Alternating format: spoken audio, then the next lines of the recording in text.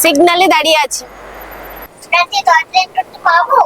करके है bread omelette नाइयो बाफू देवायो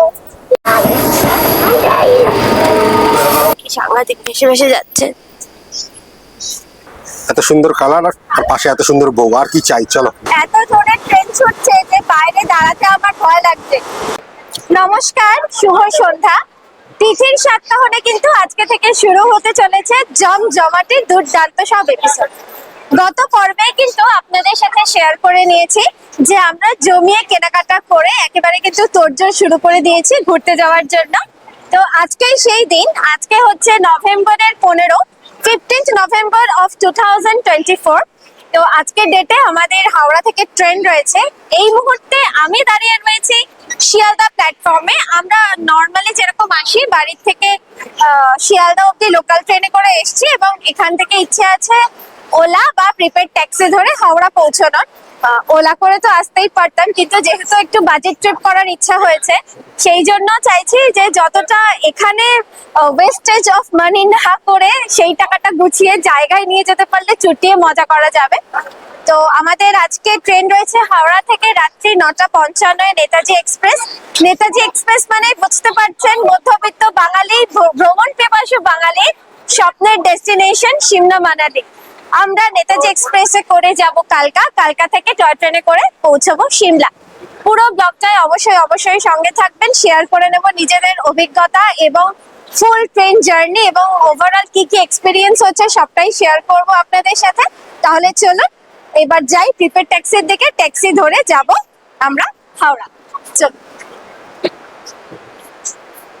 শিয়ালদা স্টেশন থেকে বাইরের দিকে বেরিয়ে এসে যাত্রী সাথীর কিন্তু বুকিং কাউন্টার রয়েছে। তো যারা যারা চাইছেন যাত্রী সাথীতে বুকিং করে ওটিপি নিয়ে ওই সিস্টেম অনুযায়ী ট্যাক্সি নিয়ে আসবেন, তারা আসতেই পারেন।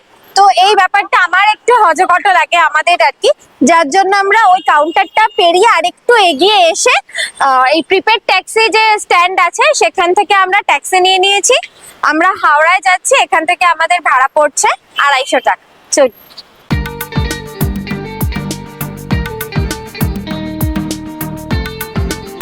আমরা পৌঁছে গেছি হাওড়া স্টেশনের ওল্ড কমপ্লেক্সে।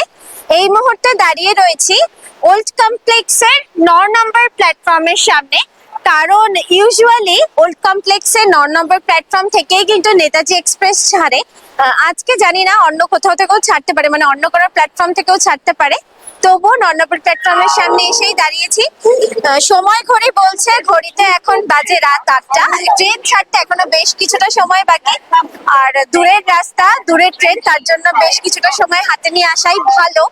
তো এখন এখানেই সময় কাটাবো, আর ছানার জন্য একটু খাবার নিতে হবে, ওর খাবারটা বাইরে থেকে নিয়ে আসবো, নিয়ে এসে তারপরে ট্রেন দিলে আবার আপনাদের সাথে কথা হবে। যারা অনেকটা দূর থেকে এসে হাওড়া স্টেশনে কিছুক্ষণের জন্য স্টে করতে চান তাদের জন্য বলি, এই প্ল্যাটফর্মে কিন্তু রয়েছে retiring room, upper class waiting room এবং বিভিন্ন রকম সুযোগ সুবিধা, ক্লক রুম সহ।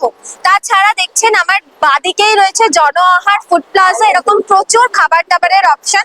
স্টেশনের বাইরে রাস্তার দিকটাতেও কিন্তু প্রচুর ফুড স্টল আছে। খাওয়া দাওয়া বা অপেক্ষা করার যে হল, সেইগুলো কোনো কিছু নিয়ে কোনো রকম সমস্যা হওয়ার কথা নয়। তাছাড়াও কোনো কিছু খুঁজে পেতে বা কোয়ারিজ থাকলে কারোর যদি কোনো রকম সমস্যা হয় তার জন্য কিন্তু রয়েছে সহযোগ অফিস। সহযোগ অফিসে গিয়ে কিন্তু আপনারা ওখানকার প্রতিনিধিদের সাথে কথা বললে সমস্ত রকম হেল্প পেয়ে যাবেন। এখন ছানার জন্য পেস্ট্রি কেনা চলছে, কারণ প্রথমে তো বললাম যে রুটি কিনে নেব, বাইরে যাব, ওর জন্য ভেবেছিলাম রুটি আর একটু মিক্সড ভেজ কিনে নেব ওকে খাওয়ানোর জন্য। তো এখন আমাদের ফোন করে বললো, আসলে এবার আমরা না একা যাচ্ছি না, আমাদের সাথে আরো অনেক লোকজন আছে, তারাও আসছে। আমরা একটু আগে পৌঁছে গেছি। তো যেহেতু বিরিয়ানি আনা হচ্ছে, তো একটা তো আমাদের জন্য দুটো বলেছি, তো আমার সাথে ছেলের হয়েই যাবে, একটা এমনি আমি একা খেতে পারি না, আমার ছেলের এনাফ হয়ে যাবে বিরিয়ানি, তাই জন্য একটা পেস্ট্রি নিচ্ছি, আপাতত ওকে খাইয়ে দেবো। আমরা এখন রয়েছি হাওড়া স্টেশনের 9 নম্বর প্ল্যাটফর্মে। ডিসপ্লেতে ট্রেন শো করছে, আমরা আমাদের কোচ নাম্বারের সামনে এসে দাঁড়িয়েছি। আমাদের আজকের ট্রেনের coach number B2 third AC. তো ওয়েট করছি ট্রেন আসুক, তারপরে ট্রেনে উঠবো। কিন্তু আনন্দ যেমন হচ্ছে, তার সাথে না একটা প্রচন্ড টেনশন কাজ করছে, মানে একটা মিশ্র ফিলিংস, মিশ্র অনুভূতি হচ্ছে একটা। কারণ গতকালকে যে কালকা মেল হাওড়া থেকে ছেড়েছে, সেই ট্রেনটা এখনো অব্দি 9 ঘন্টা লেট। তো জানি না আমাদের কপালে কি আছে, শুধু ঈশ্বরকে ডাকছি, কারণ আমাদের টয় ট্রেনের টিকিটও কাটা, সবকিছু প্রি বুকড। ভীষণ টেনশন হচ্ছে, তবে হোপ ফর দ্য বেস্ট। আশা রাখছি ভালো কিছু হবে। আপনাদের আশীর্বাদ, গুরুজনদের আশীর্বাদ আর সকলের ভালোবাসা থাকলে সবকিছু ঠিকঠাক হবে, এই আশা রেখেই আজকে জার্নি শুরু করব। চলুন ট্রেন আসুক, তারপর আবার কথা হবে।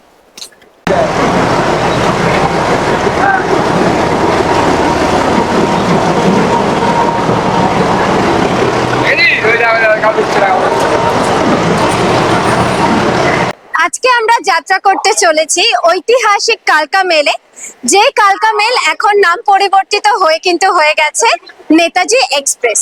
আমাদের আজকের সারথি 12311 আপ হাওড়া টু কালকা মেল। তো এই ট্রেনটি হাওড়া থেকে কালকা পর্যন্ত কভার করে মোট 1712 কিলোমিটার।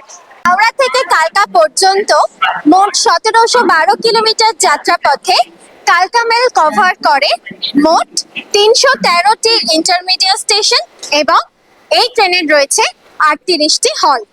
ট্রেন ছাড়তে আর খুব বেশি বাকি নেই, সময় ঘড়ি বলছে এখন ঘড়িতে বাজে 9:40। তো আর কিছুক্ষণের মধ্যেই ট্রেন ছেড়ে দেবে। চলুন ট্রেনে উঠে পড়ি।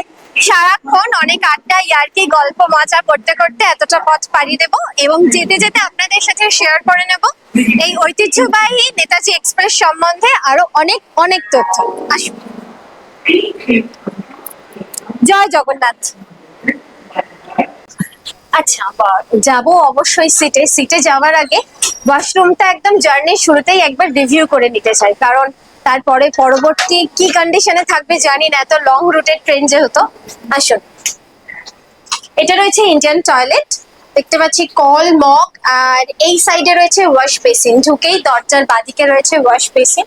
আপাতত টয়লেট মোটামুটি পরিষ্কার, মানে ব্যবহার করার মতো। তারপরে জানি না কি হবে। আর এপাশে রয়েছে ওয়েস্টার্ন টয়লেট, যেটা অলরেডি এঙ্গেজ। চলুন সিটে গিয়ে বসি। আসুন। একদম ডট 9:55 কিন্তু ছেড়ে দিয়েছে আমাদের ট্রেন। তো সময়ের শুরুতেই কিন্তু খুব শুভ শুভ ভেবে, শুভ চিন্তা ভাবনা নিয়ে যাত্রা শুরু করছি। আশা রাখছি আগামী প্রায় 29 ঘন্টার জার্নি আমাদের সবার ভীষণ ভালো কাটবে। Tata tata tata, bye bye bye bye.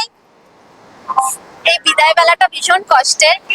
বাড়ির লোক যখন ছাড়তে আসে তখন আমরা তো আনন্দ করার জন্য চলে যাই, কিন্তু যে ছেড়ে একা একা বাড়ি চলে যায় তার মনটা কিন্তু ভীষণ ভারাক্রান্ত। বিশেষ করে ভাইপো আর কাকায়ের বন্ডিং ভীষণ ভালো। দুজন সারাদিন খেলাধুলা, হাসি ঠাট্টা, এই কটা দিন খুব খারাপ লাগবে বাড়ির সবার। চলুন। হাতে চলে এসছে চায়ের কাপ, তো গরম চায়ে চুমুক দিতে দিতে চলুন এই ট্রেন সম্বন্ধে কয়েকটি ইনফরমেশন আপনাদের সাথে শেয়ার করে দিই। 1855 সালের 1 জুলাই কালকা মেল তার কমার্শিয়াল রান শুরু করে। আর 2021 সালে নেতাজি সুভাষচন্দ্র বোসের 125তম জন্মবার্ষিকী উপলক্ষে কালকা মেলের নাম পরিবর্তিত করে নাম রাখা হয় নেতাজি এক্সপ্রেস। শোনা যায় 1906 সালে দেশনায়ক নেতাজি সুভাষচন্দ্র বোস গোমো শহর থেকে পেশওয়ারের উদ্দেশ্যে রওনা দিয়েছিলেন কালকা মেলে চেপে। সেই স্মৃতিচারণ করেই কিন্তু ওনার 125তম জন্মবার্ষিকী উপলক্ষে এই ট্রেনের নাম রাখা হয় নেতাজি এক্সপ্রেস। এই ট্রেনে স্লিপার কোচের ভাড়া 710, সেকেন্ড এসির ভাড়া 2675, থার্ড এসির ভাড়া 1860 এবং ফার্স্ট ক্লাসের ভাড়া হচ্ছে 4550 টাকা করে। এই যাত্রাপথে কালকা মেল কভার করবে 5টি স্টেট এবং 2টি কেন্দ্রীয় শাসিত অঞ্চল। অর্থাৎ কালকা মেল পশ্চিমবঙ্গ ছেড়ে এক এক করে ঝাড়খণ্ড, বিহার, উত্তরপ্রদেশ, দিল্লি, পাঞ্জাব, চণ্ডীগড় হয়ে হরিয়ানা পৌঁছয়। ট্রেন চলছে প্রায় ঘন্টাখানেক হয়ে গেল। তো একটুখানি ট্রেনের রিভিউটা ছোট্ট করে আপনাদের সাথে শেয়ার করে নেব। ট্রেনের কোচগুলো কিন্তু সেই পুরনো পন্থীর আইসিএফ কোচ। তো আমাদের যেহেতু থার্ড এসিতে টিকিট রয়েছে, দেখুন 3:3 এই রেশিওতে রয়েছে এদিকে, আর এদিকে রয়েছে দুটো, সাইড আপার সাইড লোয়ার। অ্যাজ ইউজুয়াল যেরকম থেকে থাকে আর কি। এসি ঠিকঠাক কাজ করছে, আর এসি সার্ভিসের কোনো রকম কোনো সমস্যা হলে যোগাযোগ করার জন্য এখানে কিন্তু হেল্পলাইন নাম্বার আছে। এই দুটো নাম্বারে কল করে কিন্তু ওনাদের সাথে যোগাযোগ করা যাবে। তো আমাদের একটু সমস্যা হয়েছিল, প্রচন্ড ঠান্ডা হয়েছিল, যেহেতু চিল্ড হয়েছিল, খুব ঠান্ডা লাগছিল। তো ফোন করার সাথে সাথে এসে কিন্তু এসি সুন্দরভাবে অপারেট করে দিয়ে গেছে। আর এখানে রয়েছে একটা আয়না, রয়েছে একটা র্যাক, তাতে বেডরোল প্রোভাইড করা হয়েছে দেখতে পাচ্ছি। আর এখানে তো বালিশ, ব্ল্যাঙ্কেট এগুলো দেওয়াই রয়েছে। তাছাড়া চার্জার পয়েন্ট রয়েছে, আর রয়েছে কিন্তু এরকম হ্যাঙ্গার জিনিসপত্র রাখার সুবিধার্থে। তো আপাতত এই হচ্ছে ট্রেনের ফিচার্স। আর এখানে অবশ্য একটা রয়েছে ফুড টেবিল, আর জলের বোতল রাখার জন্য বটল হ্যাঙ্গিং র্যাক যেগুলো, সেগুলো রয়েছে। আপাতত এই সার্ভিসই চোখে পড়ছে, এগুলো শেয়ার করলাম। যেতে যেতে আরো যা যা দেখতে পাবো, যা যা এক্সপিরিয়েন্স হবে, সবটা শেয়ার করলাম। জার্নির শুরুতেই সুন্দর সুন্দর পেট পুজো না হলে কিন্তু জার্নির মজাটা ঠিক সম্পূর্ণভাবে নেওয়া যায় না। তো বেশ রাত হয়ে গেছে, আর ছানাটারও ঘুম পেয়ে গেছে, তাই জন্য এখন বসে পড়েছি ডিনার করতে। কিছুক্ষণের মধ্যেই বর্ধমান ঢুকে যাবে। তো বর্ধমান ঢোকার আগে চলো চটপট ডিনারটা করে নিই। আমাদের ডিনারে আজকে আছে আমিনিয়ার বিরিয়ানি, মটন বিরিয়ানি।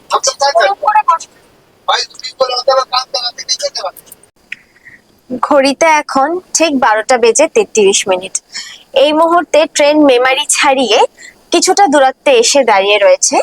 বর্তমানে লাইনে কাজ হওয়ার জন্য ট্রেনগুলোকে মেল লাইন থেকে কিন্তু কড লাইনে কনভার্ট করে রুট চেঞ্জ করে নিয়ে যাওয়া হচ্ছে। মেমারি থেকে এখনো অ্যাপে দেখাচ্ছে যে বর্ধমান প্রায় 27 কিলোমিটার, 27 থেকে 23 কিলোমিটার বোধ হয়, তাই না? 23 কিলোমিটার এখনো বাকি। তবে কোনো গ্যারেন্টি নেই কখন পৌঁছবে। ট্রেন এভাবেই দাঁড়িয়ে দাঁড়িয়ে যাচ্ছে।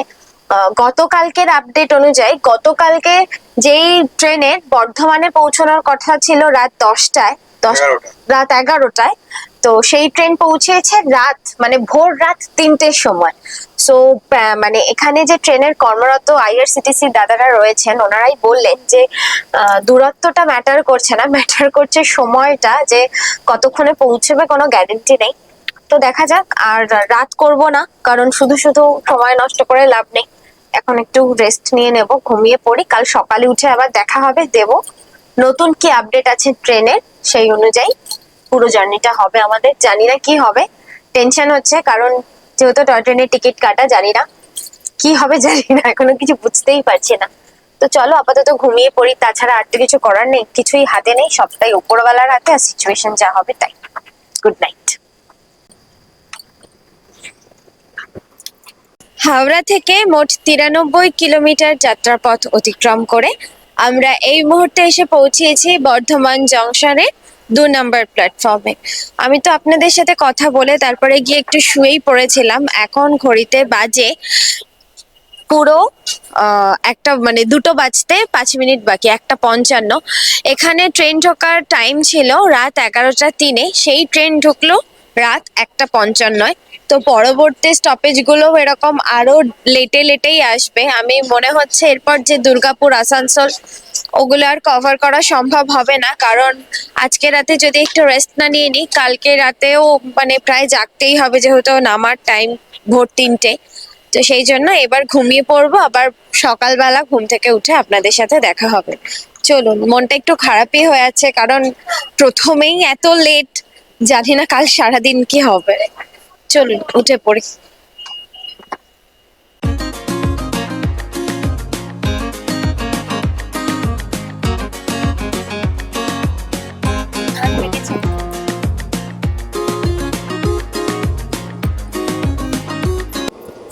Good morning. আজকে পরের দিন সকাল, ঘড়ির কাঁটায় সময় এখন সকাল 8:20। আমার প্রায় 10 মিনিট আগে ঘুম ভেঙেছে। তো 10 মিনিট আগে ঘুম ভেঙেই এত সুন্দর দৃশ্য দেখে আগেই কিন্তু চলে এসেছি দরজার ধারে। ঠান্ডা ঠান্ডা হাওয়া দিচ্ছে, আর তার সাথে কি দারুণ সুন্দর ক্ষেতের পর ক্ষেত, সবুজ চারিদিকটা। আর ধানের জমির পাশ থেকে এখন ট্রেন যাচ্ছে, ধানগুলো পেকে পুরো সোনালি হয়ে আছে, আর তার উপর রোদের আভা পড়ে অপূর্ব একটা দৃশ্য তৈরি হয়েছে, তো সেটাই দেখতে চলে এসেছি। আর ট্রেন আপডেট, ট্রেন কিন্তু চলছে এখন নির্ধারিত সময়ের তুলনায় প্রায় 3 ঘন্টা দেরিতে। তো এখন থেকেই আমি আবার ব্লগটাকে স্টার্ট করছি, তো পুরো ব্লগটার সঙ্গে থাকুন আর দেখতে থাকুন তিথির সাথে। Good morning. Good morning. জোরে বলো। Good morning. Good morning. ও ঘুমটা কেমন হলো তোমার? লজ্জা পেলে হবে না, বলো। হ্যাঁ ভালো। ভালো। আর এটা কে? হ্যাঁ ওর নাম কি? উমাচরণ। আরে জোরে বলো। উমাচরণ। ওটা নামা। বলো না একটু। জোরে বলো। উমাচরণ।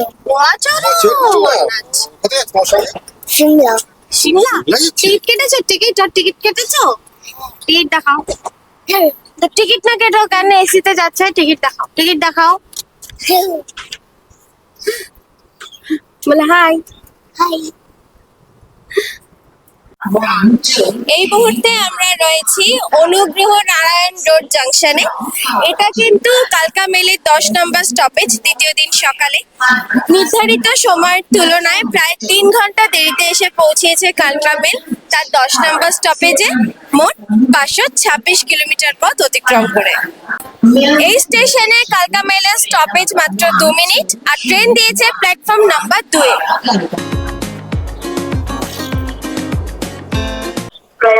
রাত মাঝতে মাঝতে আমাদের ট্রেন এসে পৌঁছেছে দেহরি অঞ্চলে। প্ল্যাটফর্মটা একবার দেখে নাও তোমরা। আমরা এখন ব্রাশ করছি, আমাদের ব্রাশ টাইম।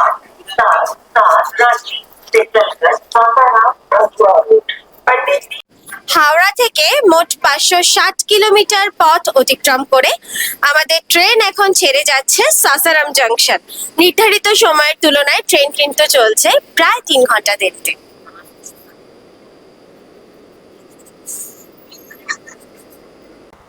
আমরা এখন খাচ্ছি সকালের চা। তো তাড়াতাড়ি করে ফ্রেশ ট্রেশ হয়ে আগে ছানাটাকে একটু কিছু খাইয়ে নিয়ে এবার আমরা বসেছি চা খেতে। ও ছানা কমপ্লেন এখনো শেষ হয়নি। হ্যাঁ ওটা ওর এখনো রয়েছে। আর এবার আমরা খাচ্ছি চা। চা নিয়েছে কত? 10 টাকা করে, তাই তো? 10 টাকা দুধ চা। হ্যাঁ ভালো। ইল্লে মোগল সরাইতে ট্রেন ঢোকার কথা ছিল সকাল 8টা 5-এ, সেই ট্রেন ঢুকছে এখন বেলা 10টা 55। তাহলে আপনারাই বুঝে নিন কতটা লেট। জানি না কালকে কি হবে। আবার দাঁড়িয়ে গেল বলতে বলতে, বারবার এরকমই হচ্ছে, একটু করে যাচ্ছে আবার দাঁড়িয়ে যাচ্ছে, একটু করে যাচ্ছে। কাল যদি ঝুলিয়ে দেয় ট্রেনটা তাহলে পুরো দিনের প্ল্যানটাই পোপট হয়ে যাবে। ট্রেন এবার প্ল্যাটফর্মে ঢুকছে অবশেষে। আমরা অপোজিট সাইডে দাঁড়িয়ে আছি, আগে ওই পাশে প্ল্যাটফর্ম পড়েছে, তো যারা যারা নামবেন তারা আগে নেমে যাক, তারপর আমরা নামবো। আমাদের ট্রেন ঢুকছে পণ্ডিত দীনদয়াল উপাধ্যায় জংশন। আমরা এখন রয়েছি উত্তরপ্রদেশের পণ্ডিত দীনদয়াল উপাধ্যায় জংশনে, পূর্বে যার নাম ছিল মোগল সরাই জংশন। আর আমাদের ট্রেন দিয়েছে 7 নম্বর প্ল্যাটফর্মে। এখন ঘড়িতে বাজে 11টা 2। ট্রেন ঢোকার সময় ছিল সকাল 8টা 5-এ। আর আমাদের এখনো কিছু ব্রেকফাস্ট করা হয়নি, তো এখানে বেশ কিছুক্ষণ স্টপেজ আছে, প্রায় 10 মিনিটের হল্ট আছে এখানে। তো চলুন দেখি স্টেশন থেকে কিছু ব্রেকফাস্ট নেওয়া যায় নাকি। ব্রেকফাস্ট নিয়ে তারপর ট্রেন উঠবো।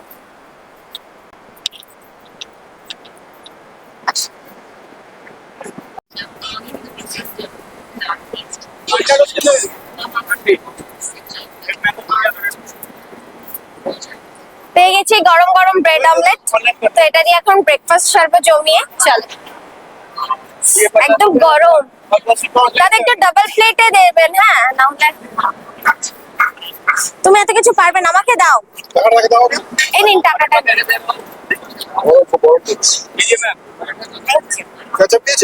Ketchup ketchup.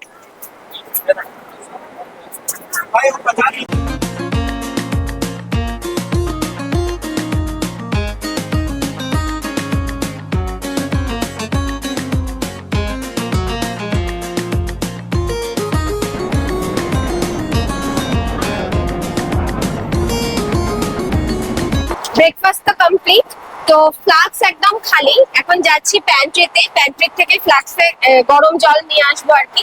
গরম জল না থাকলে ফুচকাটা খেতে বা আমাদের একটু চাটা খেতে খুব সমস্যা হয়। তো চলুন প্যান্ট্রি থেকে গরম জল নিয়ে আসি। বলো তো এখানে কি চলছে? এখন চলছে চা পর্ব। দুপুর বাজে 12টা, এখন চলছে চা পর্ব। আর এটা সম্পূর্ণ দেখো রেডি প্রোডাক্ট, তিতির হাতে তৈরি প্রিমিক্স টি। মেঘ ভাই তিথি, তাই তো? মেঘ ভাই তিথি তো না, একদমই।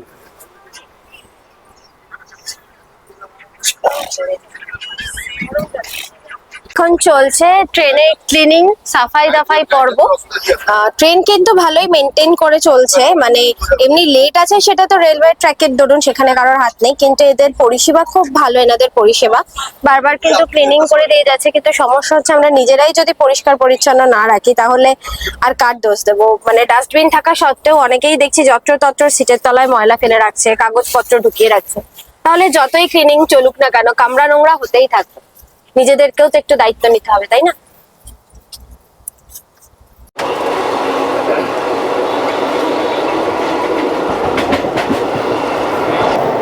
জলটা কি পরিষ্কার টলটল করছে, দেখো নিচে।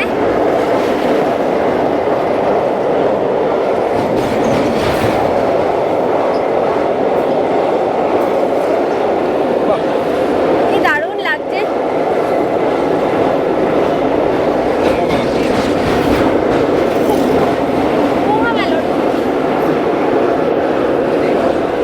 সময় ঘড়ি বলছে এখন ঘড়িতে বাজে 2:07। তো এই মুহূর্তে আমরা রয়েছি প্রয়াগরাজ জংশনে। 2018 সালে ইউপি সরকার এলাহাবাদকে প্রয়াগরাজ নামে রূপান্তরিত করে। তো লেট আরো বেড়ে এখন কিন্তু ট্রেন আমাদের হয়ে গেছে প্রায় 3.5 ঘন্টার ডিলে। তো জানি না রাত্রিবেলা এই ডিলেটা কভার হবে নাকি আরো ডিলে হবে, তো দেখা যাক। আর ট্রেনে কিন্তু প্যান্ট্রি কার, অনবোর্ড ক্যাটারিং, এই ক্যাটারিং সবকিছুই অ্যাভেলেবেল আছে। সো খাওয়া দাওয়া নিয়ে কোনো রকম কোনো অসুবিধা হবে না, সব রকম ফেসিলিটি কিন্তু একদম অ্যাভেলেবেল।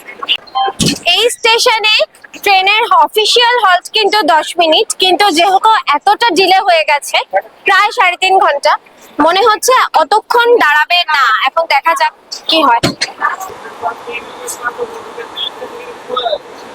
তো এই ভেজ মিলটা নিয়েছে 160 টাকা। ভেজ না, সরি, এগ মিল। রয়েছে 2টো ডিম, ডাল, একটা মিক্সড ভেজ, ভাত দেখতে পাচ্ছি, 2 কুচি শসা 2 পিস, একটা গোলাপ জামুন, আচার, আর রুটি নিয়ে নি বলে দিয়েছে আমাদেরকে এক্সট্রা ভাতু। ছানাকে খাইয়ে নি চটপট।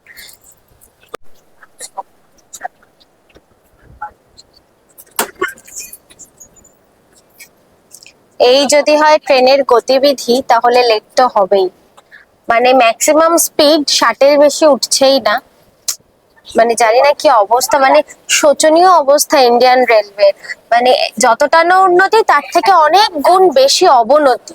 এত বন্দে ভারত, নতুন নতুন এত স্লিপার কোচ, এই হাবি জাবি এত হাই স্পিড ট্রেনে লঞ্চ হচ্ছে, অথচ এত লেট প্রত্যেকটা রুটের ট্রেনে এত লেট।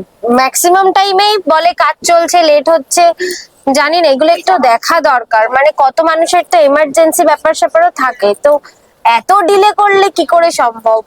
অলরেডি 4 ঘন্টা 10 মিনিট ডিলেতে চলছে, জানি না এখনো কত ডিলে হবে। একদম বোরিং ব্যাপার, মানে ভালো লাগছে না, এত ডিলে ভালো লাগে না। প্রতিদিনই হচ্ছে। চলুন, কিছু তো আর করার নেই, আমাদের হাতে তো আর কিছু নেই। এখন যে স্পিডে ট্রেনটা চলছে, যদি এই স্পিডেই চলে তাহলে তো একদম রাইট টাইমে কালকা পৌঁছে যাবো। কারণ কালকের পর থেকে এতটা বেলা কেটে গেল, এখন প্রায় দ্বিতীয় দিন সন্ধে হতে চলেছে। এখন মনে হচ্ছে যে ট্রেন আসলেই চলছে।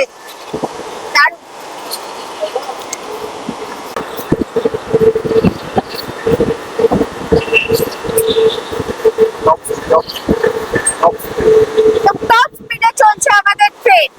এভাবেই কালকা মেল পৌঁছে নিক আমাদের রাইট টাইমে কালকায়।